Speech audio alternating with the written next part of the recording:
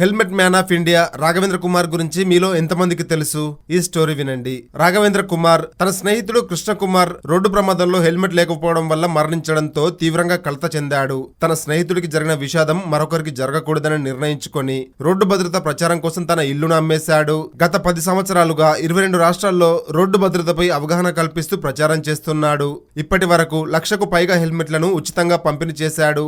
తన పూర్వీకుల నుండి వచ్చిన 4.5 ఎకరాల భూమిని కూడా హెల్మెట్ల పంపిణీ మరియు ప్రచారం కోసం అమ్మేశాడు రాఘవేంద్ర కుమార్. ఒక స్నేహితుడి మరణం రాఘవేంద్ర కుమార్ ని ఇంతగా మార్చింది. కానీ మన కళ్ళ ముందు ఎంతమంది చనిపోయినా మనం ఇప్పటికీ బయటకు వెళ్ళినప్పుడు మాత్రం హెల్మెట్ ను ధరించట్లేదు.